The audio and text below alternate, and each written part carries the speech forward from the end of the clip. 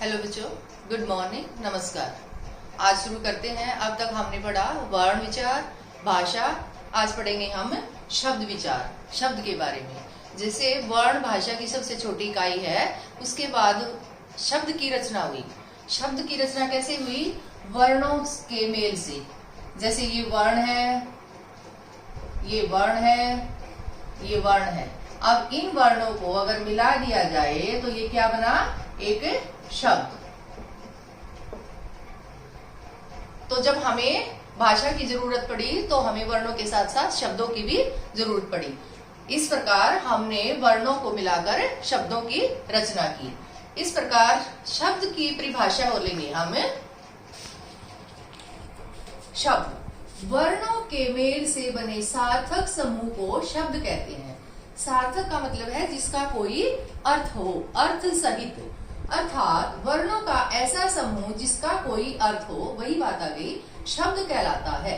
जैसे कमल, गिलास आदि। अगर हम इन वर्णों को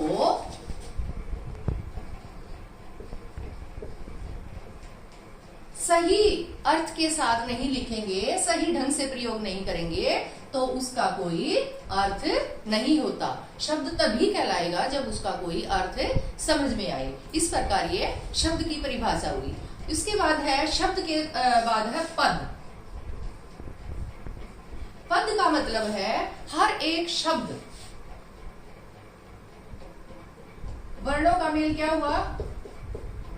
वर्णों का मेल शब्द। जब भी कोई हमारे मुंह से सार्थक ध्वनि निकलती है तो वो शब्द कहलाती है। जब वो अकेला शब्द प्रयोग होता है, जब वो अकेला वर्णों का समूह प्रयोग होता है तो वो क्या कहलाता है? शब्द। क्या कहलाएगा? शब्द। लेकिन जब हम इसको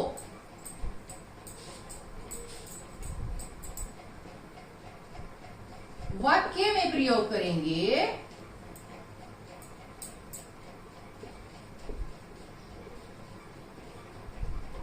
वाक्य में पद का अर्थ है वाक्य में प्रयोग होने पर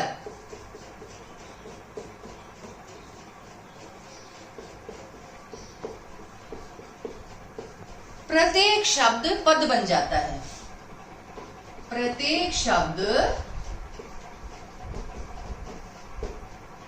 पद बन जाता है।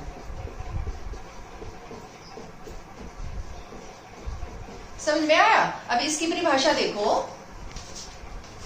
पद शब्द स्वतंत्र न होकर जब वे व्याकरण के नियम अनुसार वाक्य में प्रयुक्त होते हैं, नियम अनुसार यानी नियम में बंध जाते हैं व्याकरण के अनुसार, तो वही शब्द क्या कहलाते हैं? पद कहलाते हैं। क्या कहलाते हैं? पद।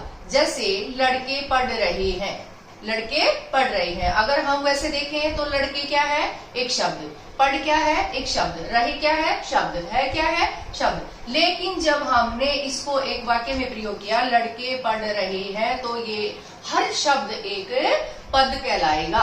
जैसे लड़के शब्द क्या है? संज्ञा पद। पढ़ रहे क्या है? पढ़ क्या है? क्रियापद। रहे क्या है? क्रियापद। इस प्रकार प्रत्येक शब्द वाक्य में बनने के बाद क्या कहलाएगा? पद। शब्द। अब उसके बाद है शब्दों का वर्गीकरण।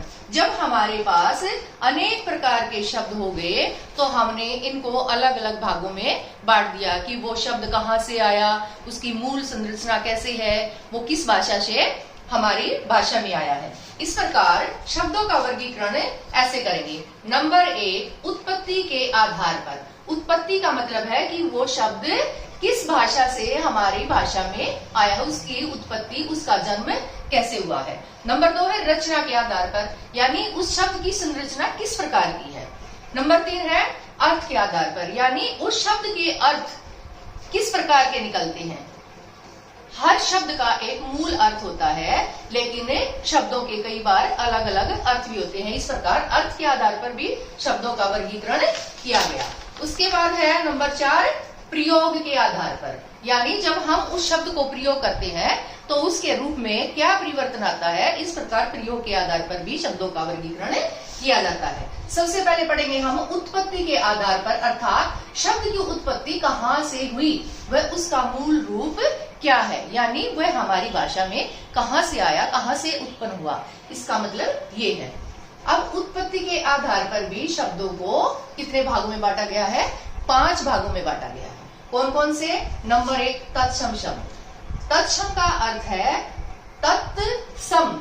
तत्सम का मतलब है तत् उसके, सम मतलब समान, यानी उसके समान, अर्थात उसके का मतलब क्या हुआ, संस्कृत भाषा। संस्कृत भाषा मतलब हमारी हिंदी का जन्म कहां से हुआ, संस्कृत भाषा है। संस्कृत भाषा हमारी हिंदी की जननी भाषा है। इस प्रकार संस्कृत भाषा से जो शब्द जो के तो हमारी हिंदी में प्रयोग होते हैं वो क्या कहलाते हैं, तत्सम शब्द। क्या कहलाएंगे, तत्सम शब्द। जैसे अग्नि, गृह, वृत्त आदि। आज भी हम वेदों के अनुसार इन शब्दों को हम ऐसे के ऐसे जो प्रयोग करते हैं वो तत्सम शब्द कहलाते हैं। उसके बाद है तद्भव शब्द।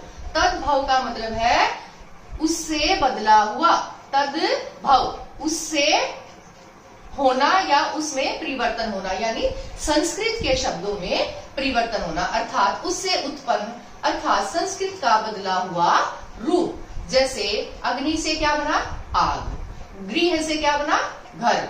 वृत्त से क्या बना, घी आदि। इस प्रकार ये हमारे संस्कृत से जो शब्द बदल कर आए हैं वो तद्भव शब्द कहलाएंगे। उसके बाद है बेटा देशज। जो शब्द ग्रामीण क्षेत्रों में बोलियों के प्रभाव से आए हैं, यानी कुछ शब्द ऐसे हैं जो हमारे ग्रामीण क्षेत्रों से या बोलियों से जब वो प्रचलित हो गए तो हमने उनको भाषा में प्रयोग करना शुरू कर दिया। इस प्रकार के शब्द देशज शब्द कहलाते हैं। जैसे झाड़ू, झोला, फावड़ा आदि। अर्थात इन शब्दों का स्रोत क्या है, संस्कृत नहीं है, हमारी ग्रामीण बोलियां हैं और इनका ये हमारे किसी भाषा से प्रयोग नहीं हुए हैं, ये ग्रामीण बोलियों से प्रयोग